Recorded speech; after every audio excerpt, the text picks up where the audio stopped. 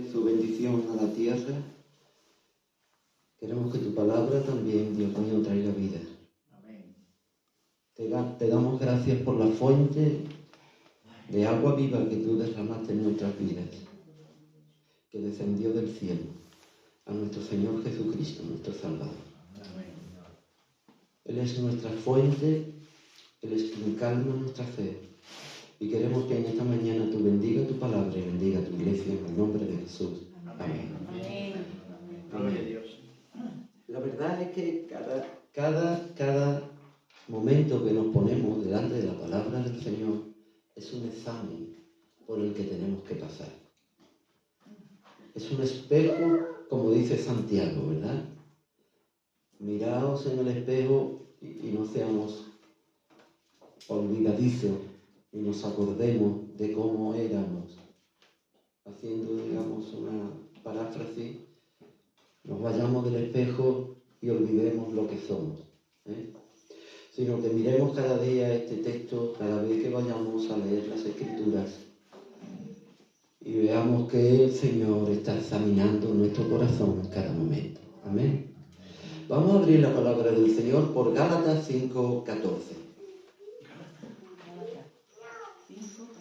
Un hermano que lo quiera leer, por favor, nuestro hermano Juan de Ima. Juan de Ima. ¿Vale?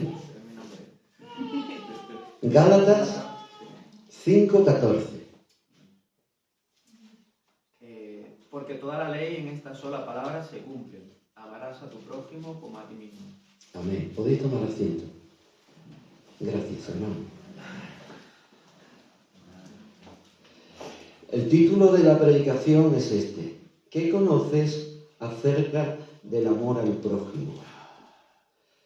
Esta es una pregunta, pero a la vez nos va a hacer reflexionar en este título. ¿Qué conoces por amor al prójimo?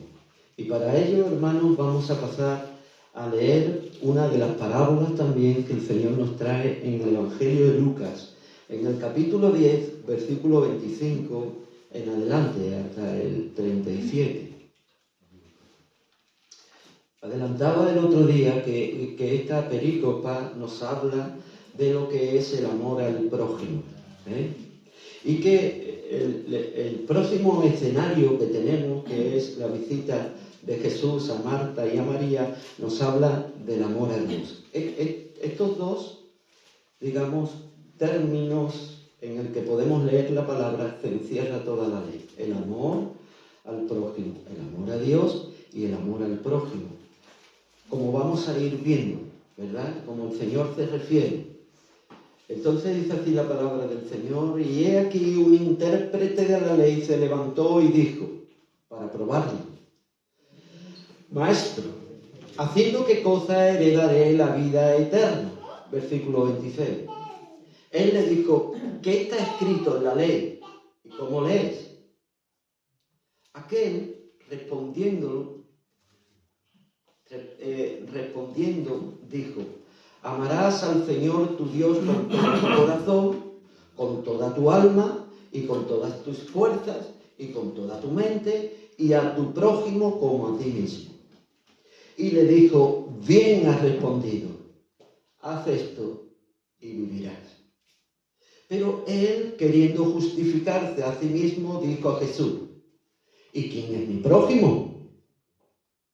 Respondiendo Jesús, dijo: un hombre descendía de Jerusalén a Jericó y le despojaron e hiriéndole se fueron, dejándole medio muerto. Aconteció que descendió un sacerdote por aquel camino y viéndolo pasó de largo.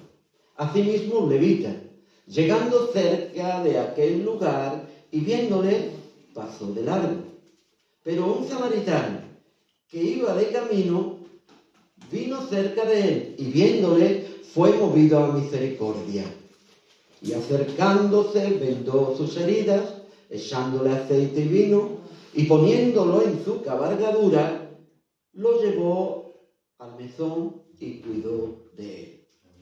Otro día al partir sacó 2 denarios y los dio al mesonero y le dijo: cuídamele, todo lo que gaste de más yo te lo pagaré cuando regrese. ¿Quién pues de estos tres te parece que fue el prójimo del que cayó en manos de los ladrones? Él dijo, el que usó de misericordia con él. Entonces Jesús le dijo, ve y haz tú lo mismo. Amén. Ve y haz tú lo mismo. De la misma manera que nosotros, hermanos, hemos estado viendo las parábolas del capítulo 15, la trilogía que nos habla de la oveja, el denario perdido, la moneda y el hijo pródigo, donde el padre está, manifestando el amor de un padre al hijo. Esto es lo que veíamos. Podríamos titular a esta parte de las Escrituras el amor incondicional de Dios hacia sus hijos. Amén. Pero le han llamado el hijo pródigo para que nosotros tengamos toda la atención puesta en ese hijo pródigo que no tenía solución por ninguna parte y que era realmente digno de condenar. ¿De acuerdo? Pero la parábola nos habla de esto mismo, del amor incondicional del padre hacia su hijo. La parábola del buen samaritano invita a cada uno de nosotros y a cada creyente en particular a la práctica del amor y de la misericordia y explica y deja claro que de este modo el mandamiento de amar al prójimo. Por una parte vemos al Padre con un amor incondicional, pero por otra parte vemos la figura de un hombre que tiene también un amor incondicional hacia su prójimo. Muy bien. Todo esto que hemos estado leyendo no se hace en un rincón apartado como cogía el Señor a veces a los apóstoles y le decía, veniros aparte, y le explicaba las parábolas y le explicaba los misterios, tan solamente a los apóstoles. No, aquí hay una audiencia, aquí hay unas personas, y no solo unas personas que no entendían de lo que el Señor estaba hablando, sino que es curioso, porque vemos a través de todo el Evangelio de Lucas cómo está este confrontamiento abierto, una guerra sin cuartel, un escarnecimiento de los principales sacerdotes, de los escribas y de los doctores de la ley contra nuestro Señor Jesucristo. Continuamente van atacándole. ¿Por qué?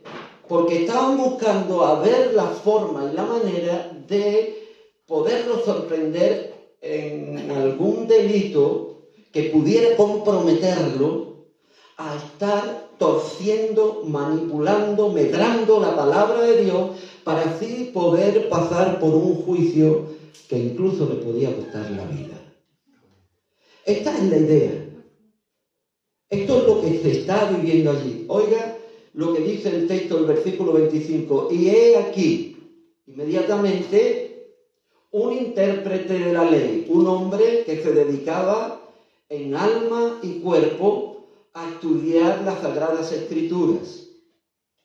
Este hombre se levantó con autoridad y pidió su parte para que se le oyera lo que él decía, porque él tenía autoridad para poder hacer esto, levantarse como maestro de Israel, y le dice a estos que estaban allí, maestro, la pregunta, hermano, es, ¿haciendo qué cosa heredaré la vida eterna? Pues el Señor le dice, ¿cómo lees? O si fuese a otra persona, diría, y se lo explicaría, ¿no? Pero es que le está hablando un rabino. Es que le está hablando un hombre que tiene mucho conocimiento, y esta pregunta yo creo que queda obsoleta o queda fuera de lugar, porque debería de saberlo. Pero aquí ocurre que el espíritu que hay es el mismo espíritu, cogerle un fallo, a ver dónde mete la pata, a ver dónde se equivoca, para que de esa manera yo pueda tener opción para decir que está descalificado. Esta es la cuestión. El que comía con los publicanos estaba mal mirado, porque los escribas y fariseos murmuraban de lo que Jesús hacía con los publicanos y con los pecadores. Y aquí un hombre que tendría que saber en qué consiste la vida eterna, porque la vida eterna es el reino de Dios. Es el establecimiento. En el Antiguo Testamento nos habla del reino de Dios establecido aquí en la tierra. El reino para los escogidos. El reino que nos va a dar una vida eterna. Que vamos a gozar de una vida en la que nosotros estaremos gozando y disfrutando de toda la creación, y todos aquellos impíos tendrán que venir aquí a Jerusalén a adorar al único Dios verdadero, al que llevamos tantos miles de años manifestando. La vida eterna. Esto mismo se pregunta al joven rico, esto mismo se pregunta también muchísimos de los que están hablando con el Señor, e incluso una vez que el Señor asciende al cielo, tantas personas se acercan a los apóstoles y le dicen: ¿qué debo de hacer para poder tener la vida eterna? Los apóstoles dicen: arrepentíos y creed en el Evangelio. Amén. Está continuamente esto ahí en el corazón. Y este hombre le pregunta, pero el Señor le responde con otra pregunta. La pregunta es la siguiente: ¿qué está escrito en las Sagradas Escrituras? ¿Cómo lees? Y ahí sí es donde responde este hombre. Y dice lo siguiente: amarás al Señor tu Dios con todo tu corazón, con toda tu alma y con toda tu fuerza, y con toda tu mente, y a tu prójimo como a ti mismo. Los rabinos enseñaban, hermano, que los judíos, su linaje exclusivamente, su circuncisión, su ceremonia y sus tradiciones eran lo que ellos los hacían aptos para el reino de Dios. Pero está claro, hermano, aquí en este texto, que todavía había una sensación en su alma y en su conciencia persistente de incertidumbre, de pensar y creer que si yo muriera en este mismo momento, ¿estaría salvo? Ya sabemos que el Señor ha hablado a las conciencias de todos los hombres. Él ha usado este término en su soberanía. Y las personas no pueden decir que Dios no habla, porque Dios dice que habla por medio de las cosas creadas. Y nos da testimonio. Los cielos cuentan la gloria de Dios, y las obras de tus manos, la tierra las obras de tus manos. Por lo tanto, el hombre no tiene excusa. Y este hombre, al parecer, tenía una conciencia que no terminaba de encajar en lo que realmente a él le pertenecía. Poder estar en el reino de Dios.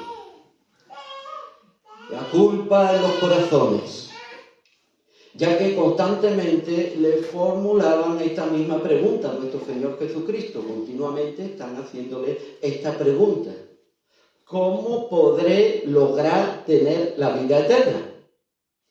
Y este es el kit de las Escrituras. Sus propios corazones le acusaban. Conocían que todo era una fachada. Cuando Juan el Bautista está predicando y llegan allí los fariseos, Juan el Bautista le dice: generación de víboras. Quiere decir, los huevecitos de la serpiente grande. La serpiente grande, Satanás, pues ellos eran la generación de la víbora. Son duras estas palabras. Generación de víboras. ¿Quién os enseñó a huir de la ira venidera. Y Juan el Bautista le dice a estos escribas, a estos doctores de la ley, id y hacer fruto de arrepentimiento, porque vuestras obras no valen para nada. ¿Lo captas? Ellos son guiados a arrepentirse con un corazón sincero delante de Dios, porque ellos eran unos hipócritas. Pero van allí. Y Juan tenía autoridad para hacerlo, pero Juan no les permite que sean bautizados, sino que le dice lo que ellos son y que confiesen su pecado. Su pecado era la hipocresía, le decía a los demás lo que tenían que hacer, pero ellos no hacían.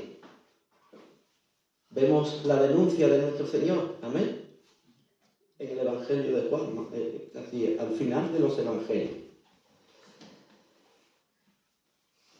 Sabían por la luz de la conciencia que no eran dignos de ser ni formar parte de ese reino.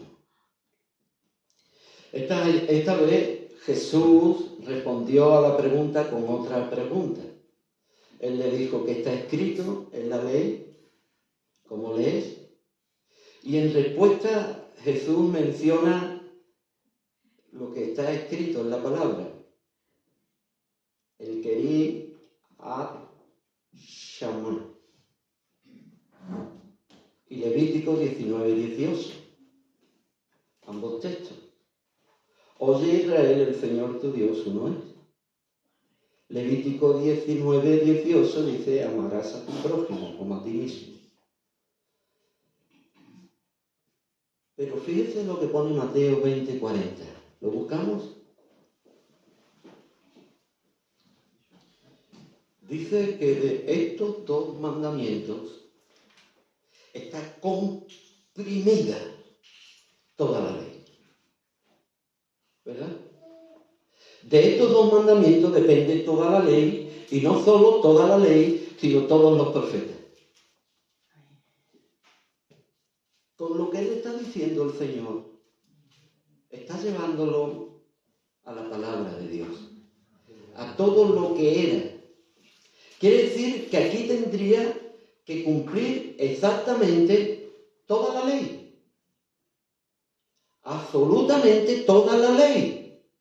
¿Por qué? Porque en estos dos mandamientos estaban encerradas la ley y los profetas. Por lo tanto, cuando este hombre le hace esta pregunta, el Señor le dice, bien, haz esto y vivirás. Así que el Señor le está diciendo, cumple toda la ley.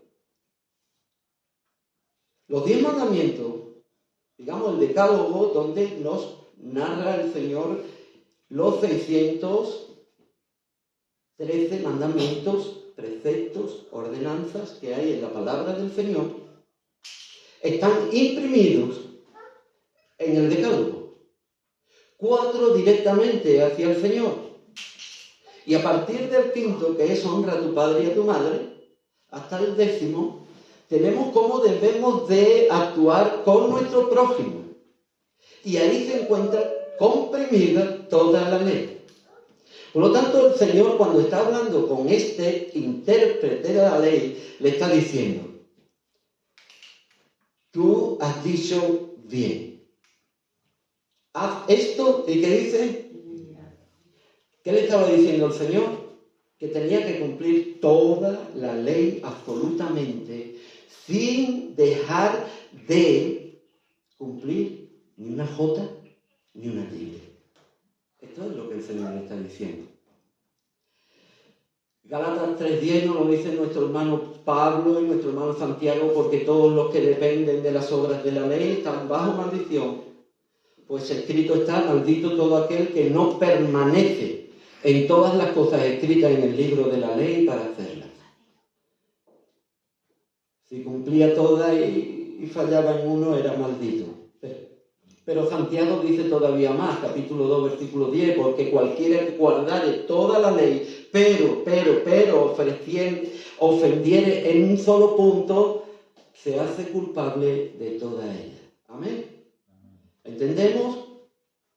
Pablo nos recuerda que por las obras de la ley, Romanos capítulo 3, versículo 20, nadie, ningún ser humano es justificado delante de Dios. Y el Señor está en esta pregunta de poder ver cómo podía tentar al Señor. El Señor está poniéndole el espejo de la ley. El Señor lo está llevando a mirar ese espejo que tenía delante de él. ¿Qué está pasando aquí, hermanos? ¿Qué ocurre en todo lo que está sucediendo? Porque Jesús no le predica el Evangelio en lugar de estar hablando de la ley a un hombre que conoce la ley. Sencillamente porque se encontró delante de un corazón endurecido. No le podía hablar del Evangelio.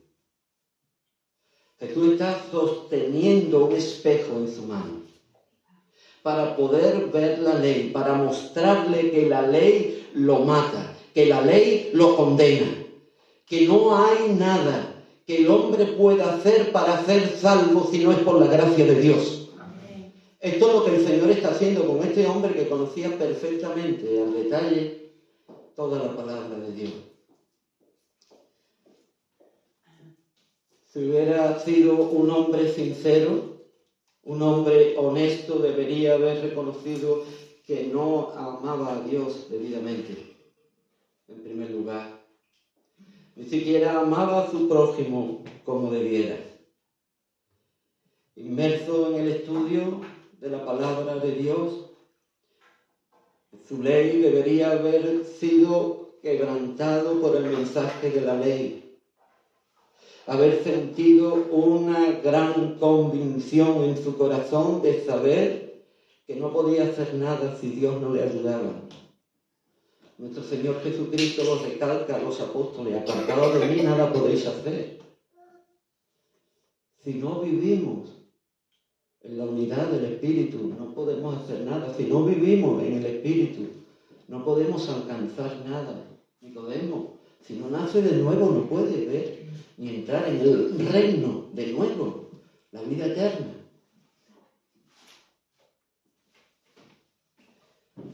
Yo sé por amarga experiencia que no puedo cumplir si él hubiera tenido un corazón humilde.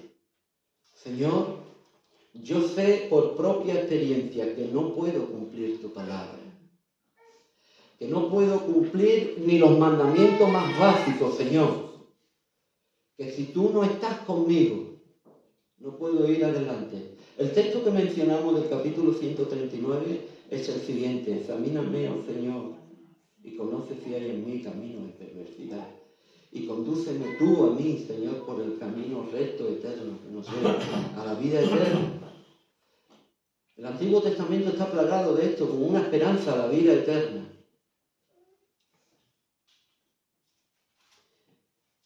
Este hombre podría haber dicho: Señor, ¿dónde se encuentra la redención? ¿Dónde puedo tener redención para mi alma?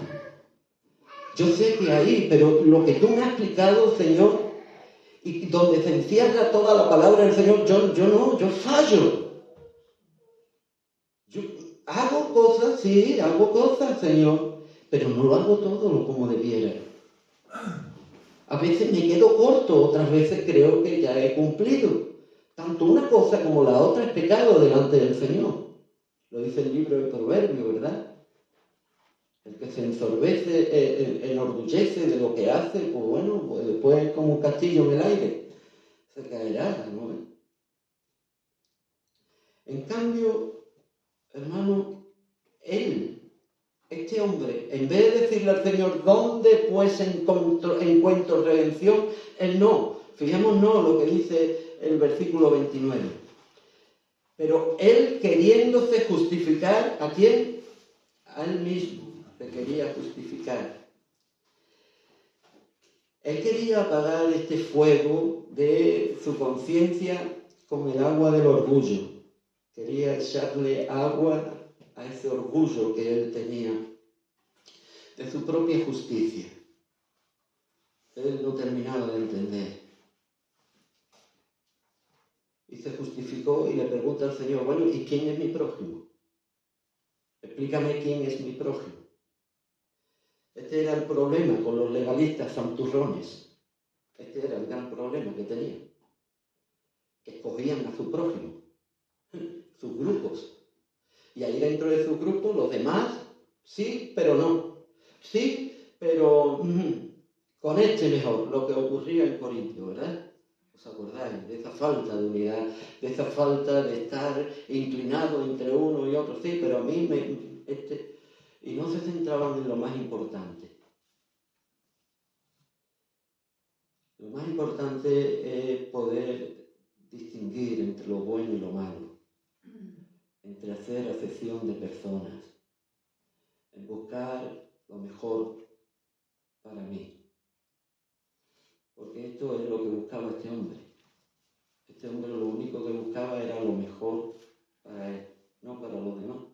Por eso le dice, ¿quién es mi prójimo? Este era el problema con los legalistas, ¿verdad? Que constantemente desafiaban a Jesús, continuamente desafiaban al Señor. Capítulo 18, versículo 9 del Evangelio de Lucas, un poco más adelante, dice ellos confiaban en sí mismos como justos y menospreciaban a los otros. Está hablando de la oración del publicano y el fariseo, justamente ahí. Y Romanos 10, capítulo 3, nos dice que solo querían quedar bien porque ellos se creían que tenían la ciencia, los pactos, la promulgación de la ley, etcétera, etcétera, y la vida eterna. Esto es algo para ellos. Y vivían en ese orgullo. ¿Cuál era la interpretación rabínica que se le daba, hermano, al texto que hemos mencionado antes de Levítico 19, 18? Amarás a tu prójimo como a ti mismo. Pues bueno, yo le voy a dar a ustedes la interpretación rabínica, lo que ellos entendían. Lea algún hermano, por favor, puede leer Evangelio de Mateo 5:43.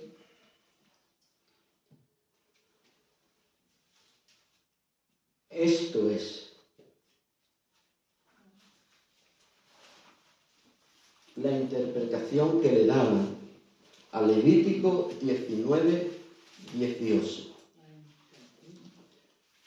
Era una interpretación tradicional de generación en generación. ¿Alguien lo lee rápidamente? Estamos fuera un poquito. Pero él fue dicho en que nadie lo supiera. No, ese texto no es mío. El versículo 43 del capítulo 5. Oíste que fue dicho, amarás a tu prójimo y aborrecerás a tu enemigo. Eso es. Oíste que fue dicho, amarás a tu prójimo. ¿Y qué dice a continuación? Aborrecerás a tu enemigo. Pero yo os digo, ¿sigo leyendo? Amad a vuestros enemigos, bendecid a los que os maldicen, haced bien a los que os aborrecen y orad por los que os tratan y os persiguen. Esa es la interpretación. Esa es la palabra del Señor. ¿Quién es mi prójimo? ¿Podría él o podría haberlo denunciado allí los que estaban oyendo en el Sermón del Monte? Podrían haber denunciado al Señor, pero el Señor le da la interpretación que había de la tradición judía, rabínica. Amarás a tu prójimo, aborrecerás a tus enemigos, pero yo os digo, y esta es la palabra del Señor. Se podría haber terminado todo ahí en ese momento. Haberlo dejado con su orgullo, pero en lugar de eso, hermanos, el Señor es tan bueno y tan misericordioso que mostró su bondad y su compasión con este hombre. Podría haberse quedado ahí. ¿Tú crees que es esto? Te voy a responder con la indiferencia. Y ya está. Esto ocurre muchas veces cuando nosotros predicamos el Evangelio y recibimos a lo mejor no la respuesta que nosotros deseáramos. Y lo dejamos ahí con su orgullo, con su prepotencia, y ya se lo mostrará Dios. no, sino que hay una vía de compasión y de misericordia. El Señor nos está dando a conocer a nosotros un principio fundamental, mediante una parábola, que no basta tan solamente con lo que se le diga a la persona, lo que dice la palabra de Dios, sino que tiene que ir más allá. Que se debe de predicar el Evangelio, la palabra de Dios, pero debe de haber una puerta abierta a la compasión, a la misericordia, a poder llevar no solo una milla que nos obligaba el imperio, sino a 2. Esta milla que yo te voy a hacer a ti con el petate, la voy a hacer por gracia. No solo a dejarle la capa, sino si fuese necesario, la túnica. Pero aquí existe esto mismo. Y vemos a un hombre, en la persona de nuestro Señor Jesucristo, que nos está enseñando de que el hombre no puede cumplir la palabra de Dios, que está condenado por medio de la ley. Pablo lo dice así, de esta manera, en Romanos. Es que la ley nos condena, pero fue traída a nuestra vida para que pudiésemos ver nuestra condición como personas, como individuos, como personas que hemos sido, hermanos, destituidos de la gracia de Dios. Y por eso está la ley. Porque la ley, hermano, en el momento que se viola, estamos incurriendo en condenación. Y ahí lo encerró el Señor. Qué bueno, qué sabio, ¿verdad? Sin embargo, ¿lo podría haber dejado ahí? Sí, sí. Pero hay una vía de esperanza delante del Señor. Dios es bueno y para siempre su misericordia. Y mostró con esta parábola, hermano, su bondad y su compasión. Ahora bien, pasamos de un corazón endurecido y pasamos ahora a una apacible respuesta con un poderoso mensaje. Esto es lo que vamos a ver a continuación. Una apacible respuesta con un poderoso mensaje. Lucas 10, 30, 35. Una vez más, el hecho de que Jesús continuó respondiéndole a este hombre era en sí mismo un acto de gracia. El Señor continúa hablándole a este hombre. Trata por todos los medios de plasmar la verdad y la realidad para lo que Cristo había venido. El camino peligroso. Los hombres profesionales de la bondad y de la misericordia de Dios. Y una gran paradoja. Un buen samaritano. Que podríamos decir, samaritano, no hay nadie bueno. No hay nadie bueno. Nosotros entendemos que no hacemos acepción de personas. ¿Amén? Pero usted piense con la mente. Esto es una gran paradoja.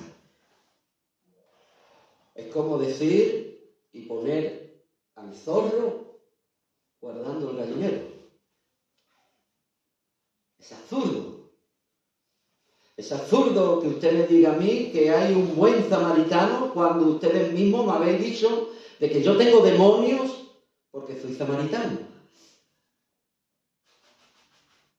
O cuando el Señor tiene que reprender a Juan y decirle cuando va a comprar algunas cositas allí a una ciudad de Samaria y no se la querían dar porque parece ser que tenían aspecto de poder ir a Jerusalén.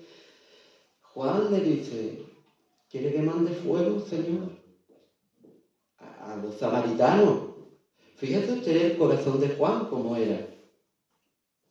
Ustedes no sabéis de qué espíritu sois. Entonces, sabéis el confrontamiento que ha habido siempre entre judíos y samaritanos.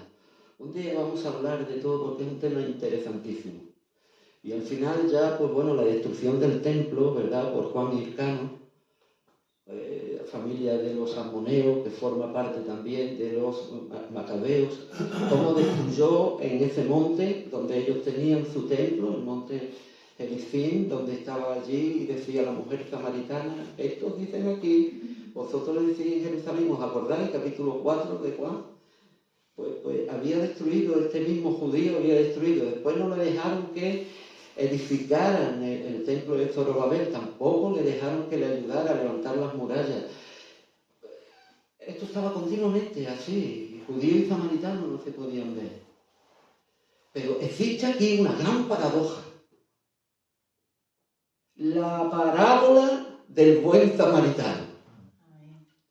Y llega a este punto, el sacerdote y el levita.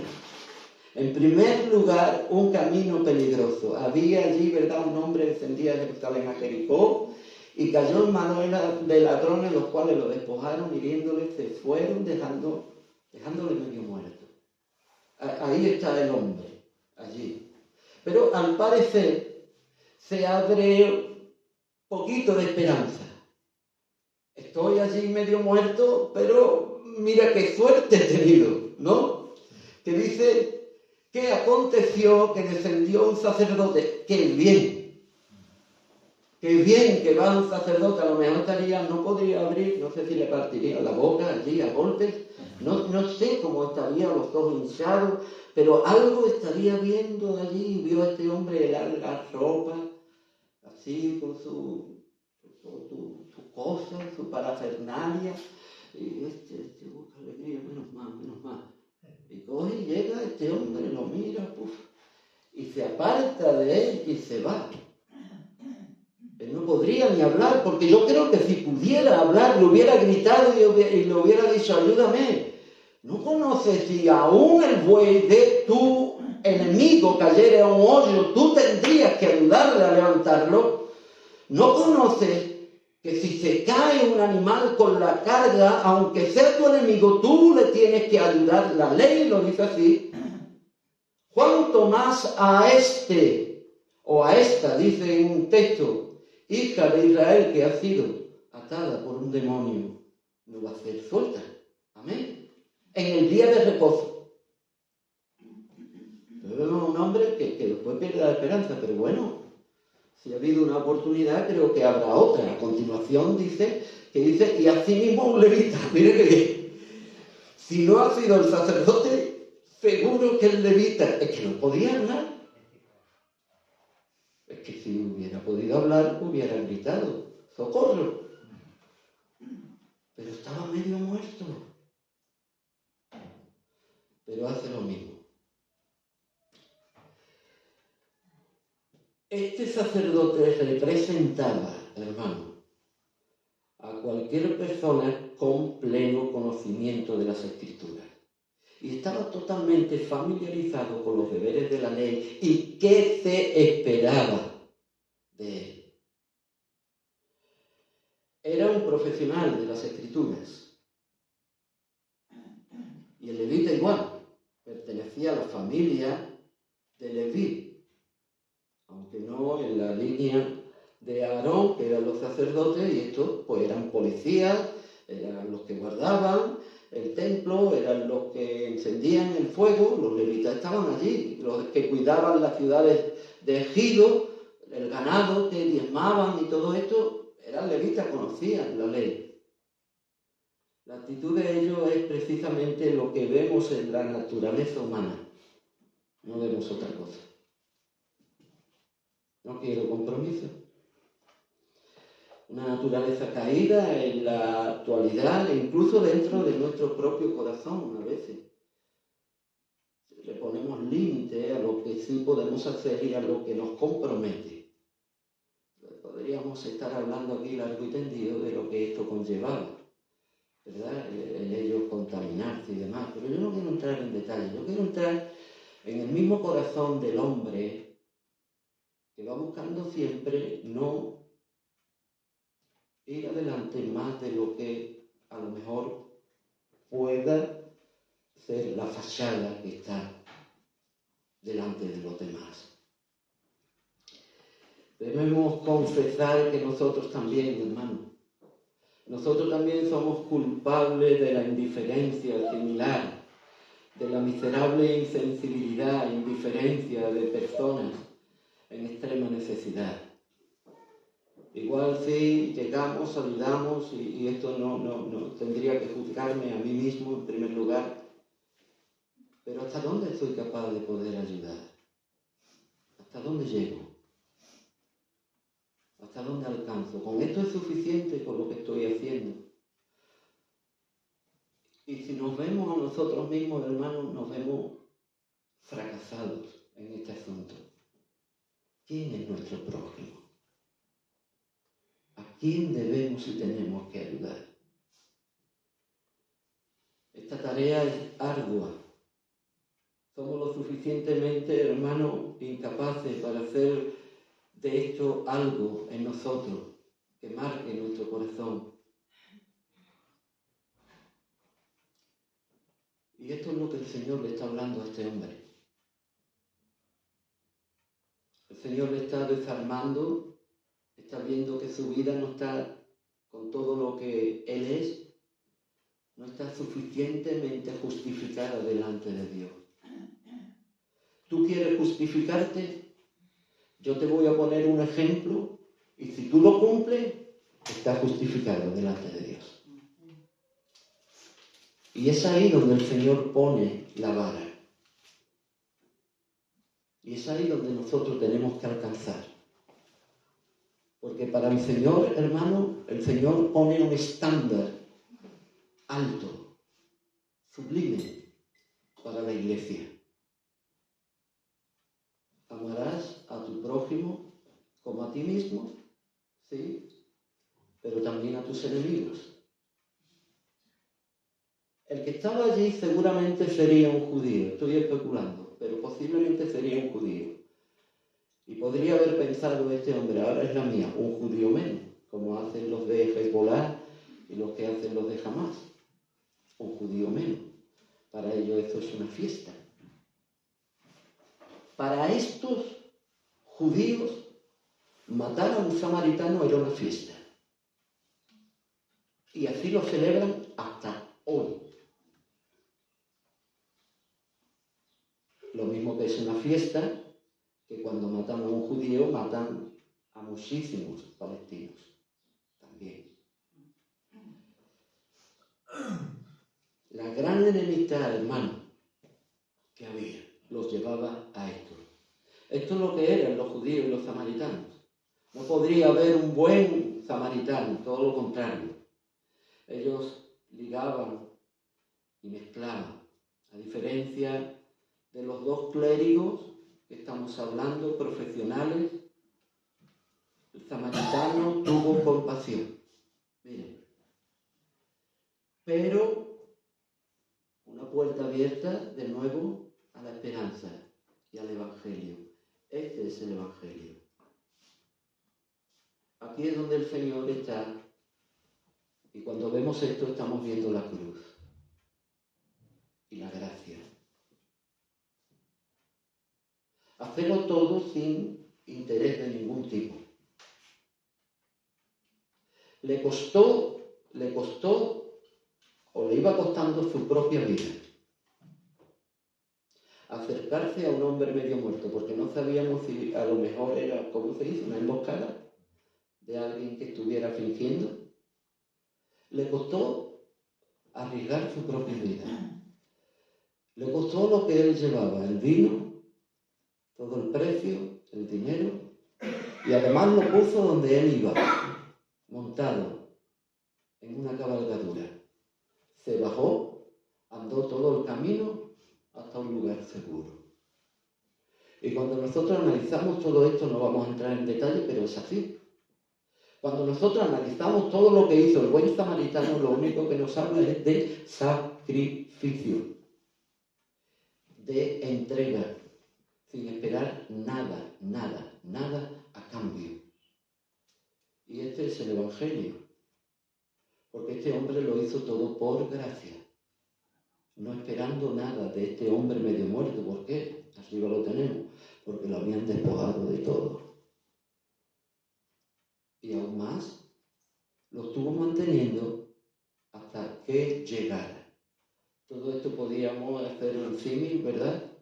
Y llegar a alguna comprensión de lo que es esta parábola, pero habla por ella misma de lo que es el sacrificio, de lo que es la cruz, de lo que es este hombre samaritano que todos pensaban que era malo, pero además podemos ver que el malo no era tan malo, ni el bueno era tan bueno. Y eso es lo que vemos aquí. Que el malo, el que pensaban que era malo, hizo lo bueno. El sacerdote y el levita le dieron la espalda. Y cuando ve a este samaritano, dice: ¿qué va a hacer este hombre conmigo ahora? Apartado en el camino. Porque eso se conocía. Por la vestimenta sabía quién se acercaba. Lo terminaría de matar, de degollar, de ninguna manera. Dice que viéndolo fue movido a misericordia. Con todo lo que esta palabra conlleva en sí. Y cada vez que leo yo esta palabra en las Escrituras, veo el corazón de Dios. Jesús todo lo movía porque su corazón se compadecía. Veo a esto como oveja sin pastor. Su corazón se conmovía, se compadecía. Les daba de comer porque no tenían que comer. ¿Por qué? Porque su corazón se compadecía. A la mujer que el hijo estaba endemoniado, al hombre a la mujer el muchacho de Jairo, ¿verdad? De la ciudad que salía para afuera, dice que tuvo compasión. Y esto es un corazón totalmente renovado, restaurado, de la vieja naturaleza a la nueva naturaleza. ¿Por qué? Porque todo ha sido por gracia. Este hombre trabajaba sin interés. Este hombre daba las cosas sin esperar nada a cambio. Incluso ni esperaba nada a cambio, porque su religión era otra. El sincretismo estaba allí. Adoraban lo mismo a una estatua que a otro Dios, que a Jehová de los ejércitos, porque él era samaritano, no nos olvidemos. Pero él lo hacía. Porque en alguna ocasión él igual había recibido de gracia. Y él entendió que en su necesidad alguien le pudo ayudar. Así que lo que Jesús le estaba mostrando al intérprete de la ley, que tanto el sacerdote como el levita no eran aptos para el reino. Estos dos no están aprobados. Examíname, dice el texto, y mira si hay en mí camino de perversidad y guíame en el camino eterno. Ahora, lo que vamos a ver, hermano, y concluimos, es cómo amó el samaritano. ¿Cómo amó el samaritano? El samaritano tomó un lugar central en esta historia. Todo lo demás, hermano, queda en el olvido. Pero lo que uno se acuerda de esta parábola es del buen samaritano. Y aquí es donde viene el punto principal. Viéndole mostró misericordia, se acercó, vendó sus heridas, poniendo en él su cabalgadura. Lo que Jesús trata de mostrar con todo esto es que no fue lo que verdaderamente deberían de haber hecho los que conocían la ley, sino que él lo hizo por propia naturaleza. Él pudo ayudar a su enemigo. Y fue un cuidado hacia esa persona. Fue un sacrificio extraordinario para alguien que ni siquiera lo sabía. Lo llevó al mesón como todo está y lo hizo algo suyo, algo personal, sin conocer su origen ni la causa por la que estaba allí despojado. Igual se lo merecía, Igual fue un ajuste de cuentas, porque hizo algo impropio y fue abordado. Y era un criminal y estaba allí en el suelo. Y podíamos preguntarnos, igual se lo merecía. Porque la Biblia no dice que era un buen hombre, que iba caminando, no. Dice que iba por allí y le abordaron. Todo esto debería haber hecho reflexionar al intérprete de la ley. Llevarlo. ¿Alguna vez se vio en esta misma situación?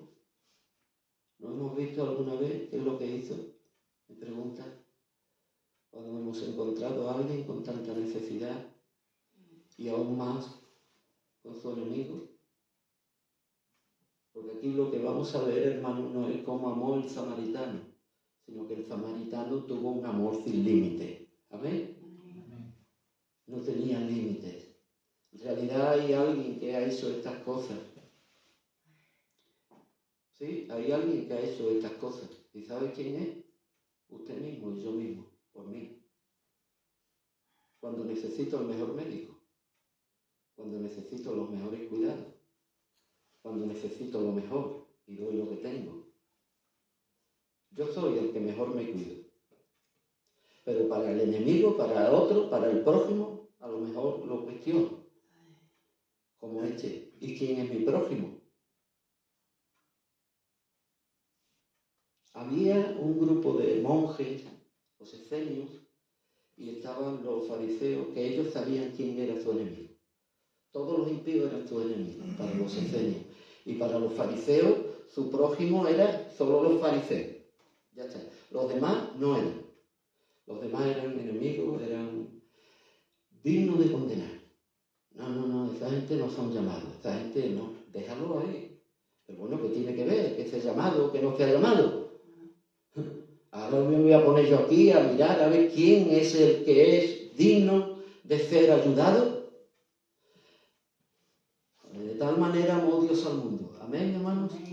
De tal manera amó Dios al mundo. Qué grande es el mundo, hermano, para encontrar personas de diferente condición. El que usó de misericordia con él. Esto le dice, y vamos terminando. Si esto es lo que significa la ley cuando promete vida a los que le obedecen, nosotros tenemos, hermanos, esperanza cero.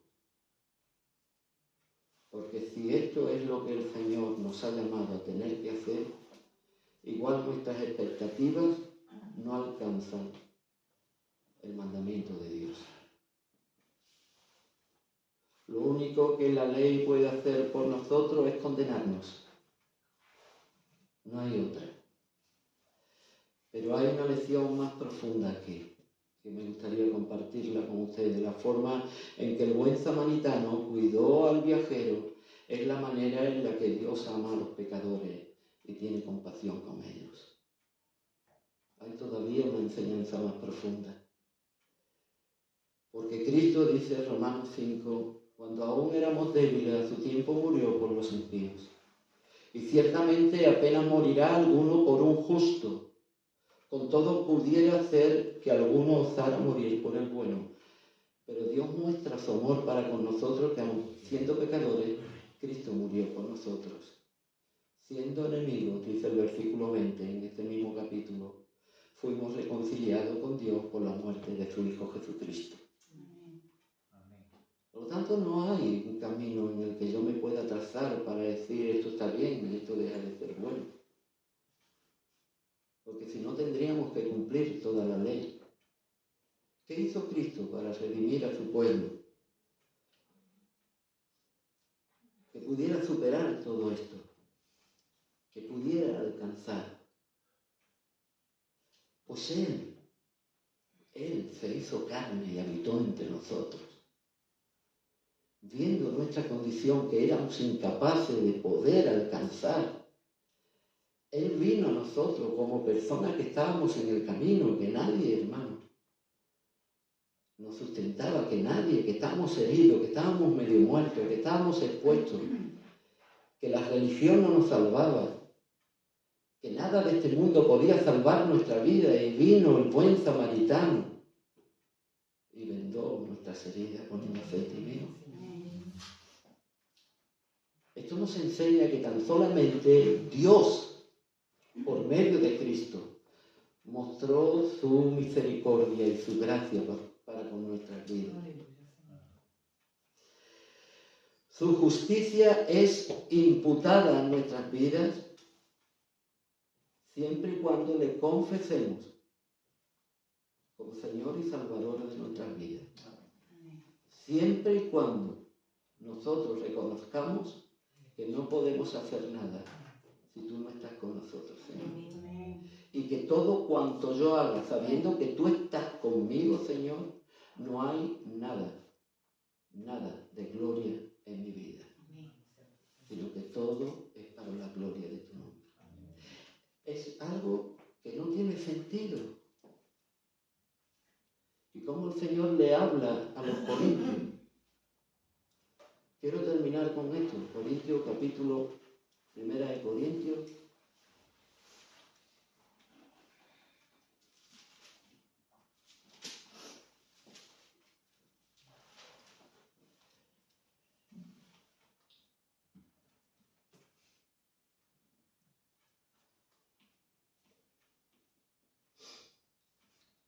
Vamos a leer versículo 26, capítulo 1.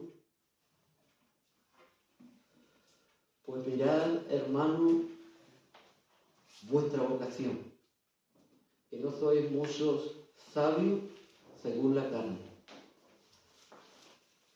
Un poco más arriba, el Señor se regocijó y dijo: Padre, Señor del cielo y de la tierra, te doy las gracias porque escondiste esto de los sabios y de los entendidos y la revelaste a los niños. ¿Quién tenemos? Al intérprete de la ley, ¿verdad? Sabio y entendido. Pues muy bien. Versículo 26 dice: Pues mirad, hermanos, vuestra vocación, que no sois muchos sabios según la carne, ni muchos poderosos, ni muchos nobles. La verdad es que era un pueblo que no había mucha cultura, pero había, pero no tanto, ¿vale? Sino, y ahora aquí es donde yo me quiero detener, sino que lo necio del mundo escogió Dios para avergonzar a los sabios, y lo débil del mundo escogió Dios para avergonzar a los fuertes, y lo vil del mundo y lo menospreciado escogió Dios, y lo que no es, para deshacer lo que es, a fin, dice, de que nadie se enorgullezca. ¿En qué? Dígalo. Se jacte en su presencia. Para que nadie diga: yo es que soy, yo, no. Cuando nosotros leemos esto, parece ser que le está dirigiendo a la iglesia, que allí había personas necias y que allí... No. ¿Usted sabe de quién está hablando aquí? Del buen samaritano. De lo necio. ¿Cómo Dios va a acoger, se va a hacer hombre y va a morir en la cruz? Eso es insensato. Y ahora Dios coge lo necio que este mundo entiende por lo que es. No es que el pueblo, es que esto sería ya tremendo, estaría haciendo una acusación, porque allí hay nobles, no muchos, pero había nobles. Él está diciendo: Dios escogió lo que vosotros pensáis que no tiene sentido. Lo necio que se podía hacer en este mundo, porque para los judíos era tropezadero y para los gentiles locura. Pero es que esto mismo está haciendo el Señor con el buen samaritano. El que vosotros pensáis y creéis que no tiene, que no es merecedor, que no tiene crédito para hacer lo que ustedes, los profesionales, los levitas y los sacerdotes deberían de hacer, lo hace un hombre que vosotros lo habéis criticado. ¿No es grande? Dios tiene maneras de obrar. Lo necio del mundo, dice, escogió Dios. ¿Para qué? Para avergonzar a los sabios. ¿A quién? Al intérprete de la ley. Al que se creía que era sabio. A los escribas y a los fariseos. A los griegos, que se creían que tenían el conocimiento cogido de la mano. Avergonzar y lo débil del mundo, nacido en un pesebre y crucificado en una cruz. Lo débil, lo que ustedes vieron como débil, lo que ustedes vieron y pasaron por allí y empezaron a reírse y a mofarse si fuera Dios, se bajaría de la cruz. Vergonzoso. Pues esto lo usó Dios para avergonzar a los fuertes. Y lo vil del mundo, porque no había otra muerte más vil que la muerte en la cruz. Y lo vil del mundo, lo menospreciado, escogió Dios. Y lo que no es, lo que fue enterrado, enterró a Pilato, enterró a Herodes, enterró a Nerón, a todos los Césares y a todos los que decían este ya ha dejado de existir. Lo que no es, para deshacer a los que pensaban que era. ¿No es maravilloso? Amén. Nosotros vemos esta palabra aquí, estamos viendo que lo único que tiene sentido es la cruz de Cristo. Porque esto es un himno a la cruz de Cristo. Para que nadie se envalentone. Para que nadie se enorgullezca. Para que ningún santurrón diga, yo sí, el otro no. ¿Lo ve? Esto es. Ay de mí, Señor.